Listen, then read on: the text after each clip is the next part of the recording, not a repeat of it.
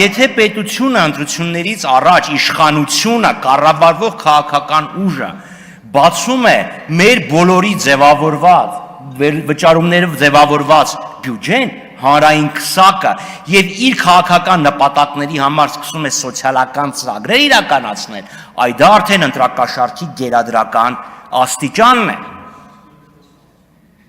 Որովհետև ծախսերը, որոնք այս իշխանությունը արել է, ընտրությունների նախաշեմին չկային պետական բյուջեում, կան հարցումներ սոցիալական, որոնք ներկայացեցին մեր փաստաբանները, որ ընտրությունների մասնակցածների մի էական տոկոս ասել է այո, իրենք այդ սոցիալական ծախսերը անմիջապես ասոցիացրել են Նիկոլ Փաշինյանի հետ եւ դրա խաթր են գնացել քվեարկել սոցիալական ծախսերի։ Բա դա ինչ է, եթե ոչ պետական մակարդակով ընտրակաշառք։ Արդյոք դա չպետք է պատժվի, այո պետք է պատժվի եւ ամենախիստ ձևով։ Նիկոլ Փաշինյանն ասում է կուսական ձայները մեզ տրված, այսինքն ձեզ տրված ձայներն են։ Մնացածը ընտրություններին ուրեմն ընդդիմությանը տրված ձայները